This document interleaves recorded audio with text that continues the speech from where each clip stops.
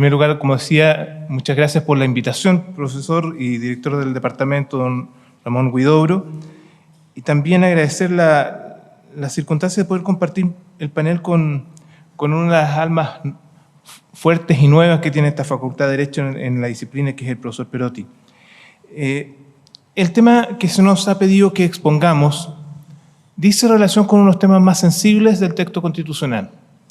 El proceso de reforma y de reemplazo que se prevé en la propuesta, el anteproyecto de la comisión experta, como decía, toca un nervio muy sensible. Uno de esos nervios más difíciles de lograr concitar convergencias, porque es mucho lo que se juega en torno a una eventual reforma o, en su caso, un reemplazo de la Constitución. Ciertamente, el texto da cuenta de las dificultades y vamos a comentarlas. Comencemos señalando, sin embargo, que la reforma a la Constitución se establece por vez primera en la Constitución de 1822. Las primeras constituciones no contenían un capítulo sobre la reforma constitucional. Solo a partir del año 1822 se establece un mecanismo de reforma constitucional. Después vamos a comentar de que nunca antes se ha establecido en nuestro texto constitucional un mecanismo permanente de reemplazo. Actualmente está en curso un proceso constituyente que está regulado a través de un procedimiento especial o particular que regula el actual proceso, pero no es un mecanismo, un procedimiento de naturaleza permanente. Lo mismo aconteció con el proceso constituyente concluido el año pasado, con el plebiscito Saría, que se rechazó la propuesta del año 2022. Es decir, nuevamente estamos frente a procesos especiales, extraordinarios, acotados en el tiempo. Pero como decíamos, por vez primera se pretende también establecer en el texto constitucional un mecanismo permanente de reemplazo. Vamos a comentar estas dos instituciones por separado. En primer lugar, señalar en respecto del procedimiento de enmienda o de reforma constitucional que se contempla en el anteproyecto, contiene 4 especiales novedades en relación con el procedimiento de reforma constitucional actualmente contemplado en la Constitución política vigente. Estas 4 situaciones como novedosas dicen relación con, en primer lugar, con la especial frase que se contiene al término del artículo 208, numeral primero, donde se establece que los proyectos de reforma constitucional podrán ser iniciados por mensaje del presidente de la República o por moción de cualquiera de los miembros del Congreso Nacional. Hasta ahí es igual. Pero agrega con una frase que es novedosa, con el límite máximo de firmas que establece el artículo 78. Esta redacción es novedosa en relación con el texto vigente, porque el texto vigente hace alusión al actual, no al artículo 78, pero sí al artículo 65. Y con eso viene a acotarse la referencia que se hace, en este caso al artículo 78 en el anteproyecto, o al 65, que es el texto actual. Porque esta referencia genérica al artículo, sin precisar a cuál es el aspecto que se pretende incluir dentro del proceso de reforma constitucional, ha dado lugar a varias discusiones, y en particular una de ellas, que dice relación con la pregunta de si acaso los parlamentarios, las parlamentarias, pueden o no pueden iniciar proyectos de reforma constitucional sobre aquellas materias que son de iniciativa exclusiva del presidente de la República, iniciativas de ley del presidente de la República, que también se encuentran reguladas en el artículo 65 actual o 78 del anteproyecto. Por tanto, con esto se viene a salvar esa circunstancia. Ahora no cabe la menor duda de que la moción parlamentaria puede dar lugar a cualquier tipo de proyecto de reforma constitucional, cualquiera sea la materia que regule, incluso en aquellas materias que son de iniciativa exclusiva del presidente de la República en materia legal. Se zanja con eso una discusión que ha estado muy presente a propósito de los proyectos de reforma constitucional en relación con los retiros de fondos previsionales. Una segunda modificación importante en relación con el texto constitucional vigente se establece como quórum de reforma el quórum, la mayoría de 3/5 el voto conforme a los 3/5 partes de los diputados y senadores en ejercicio, en circunstancias que, conforme a recientes reformas constitucionales, dicho quórum en la actualidad es de 4/7 de los diputados y senadores en ejercicio. Es decir, se eleva, en el anteproyecto, se eleva ligeramente el quórum de aprobación de enmiendas constitucionales.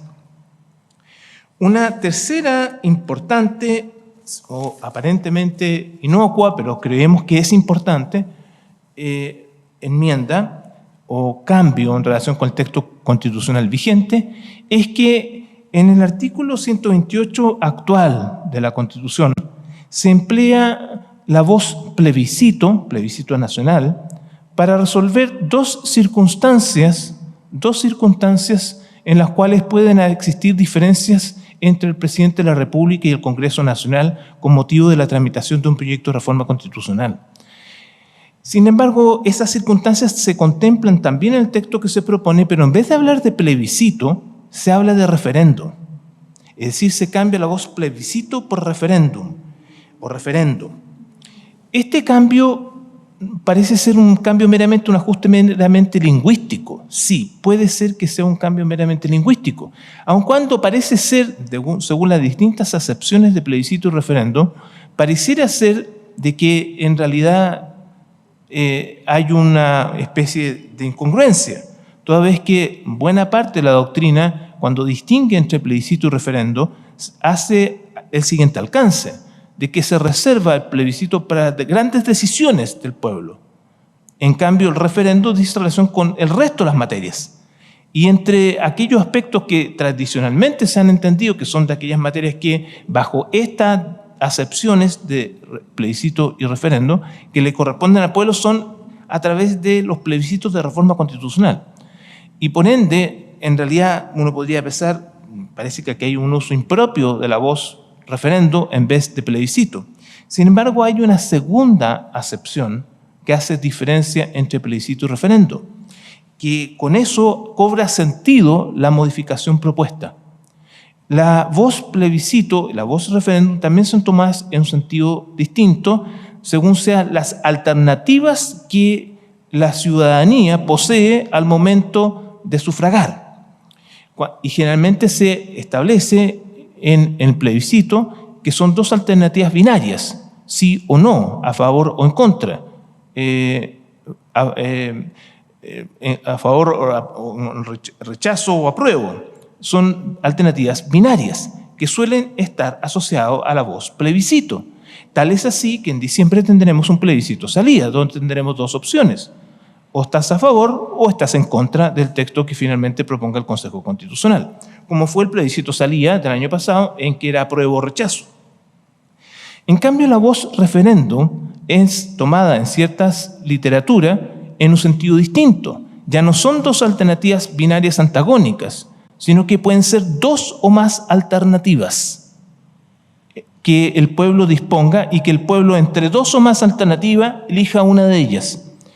Esta segunda acepción hace sentido, toda vez que, al menos en una de ellas, claramente, el pueblo no se va a pronunciar respecto de un apruebo o un rechazo, a favor o en contra, sino que se va a pronunciar respecto a proyectos constitucionales distintos. Me explico lo siguiente. En el artículo 209 del anteproyecto, que es el actual 128, se establecen dos hipótesis en las cuales se puede convocar a plebiscito. Una es cuando el presidente de la República rechaza totalmente un proyecto de reforma constitucional aprobado por el Congreso Nacional con los quórum respectivos. En ese caso, si el presidente formula un veto absoluto, en ese evento al Congreso le asiste la alternativa de insistir. Esa insistencia, que es por 3/5 según el texto propuesto por el anteproyecto, esa insistencia obligaría al presidente de la República a promulgar el texto aprobado por el Congreso Nacional, a menos que consulte a la ciudadanía mediante un referendo. En este caso, las alternativas que va a disponer la ciudadanía van a ser dos: o está de acuerdo con la reforma constitucional propuesta por el Congreso Nacional o en contra. Entonces, ahí sí tenemos dos alternativas binarias, a favor o en contra. Pero la segunda hipótesis de referendo es distinta. Acá el presidente de la República ha vetado parcialmente el proyecto de reforma constitucional y por ende las observaciones del presidente de la República deben ser objeto también de aprobación o rechazo por parte del Congreso Nacional. Y en ese evento puede ser que sea rechazada. Y si es rechazada las observaciones del presidente, no habrá reforma constitucional a menos que el Congreso insista. En este caso, también el anteproyecto, en este caso, eleva el quórum. Ya no es de 3/5, en este caso el quórum es de 2/3. Es decir, si el Congreso insiste por 2/3, el presidente de la República tendrá que promulgar el texto aprobado por el Congreso Nacional, a menos nuevamente que consulte a la ciudadanía a través de un referendo. En este caso, el referendo no será en dos alternativas binarias, apruebo o rechazo, sino que van a existir dos proyectos constitucionales distintos. Uno, una reforma constitucional propuesta por el presidente de la República y otra, la propuesta por el Congreso Nacional, según sea la naturaleza del veto. No nos vamos a complicar más. Aquí hay una hipótesis en que eventualmente puede someterse a la ciudadanía no un apruebo o un rechazo, sino que dos proyectos constitucionales distintos, dos redacciones alternativas. Decíamos que hay 4 novedades, vamos en 2. Una en relación con los quórums, la segunda, una referencia al artículo 65, al artículo 78, una segunda en relación con los quórums, la tercera en relación con referéndum plebiscito, y la cuarta es que se establece un mecanismo, un procedimiento novedoso, en cuya virtud, en el evento que, habiéndose formulado observaciones por parte del presidente de la República, y sin que se hubiese alcanzado en el Congreso Nacional el quórum de insistencia, y que por tanto no va a existir proyecto de reforma constitucional porque ha sido rechazada las observaciones del presidente de la República y no ha habido mayoría suficiente para insistir, en ese evento se establece un mecanismo alternativo interesante, novedoso, que va a permitir a un futuro Congreso, una vez que se renueve, tras la siguiente elección parlamentaria, se pueda someter nuevamente a votación en el Parlamento la posibilidad de insistir en torno al proyecto original aprobado por el Congreso Nacional. En este caso, el segundo Congreso, que emerge de una elección parlamentaria siguiente, podrá insistir, esta vez por 3/5. Y si eventualmente insiste por 3/5, el presidente de la República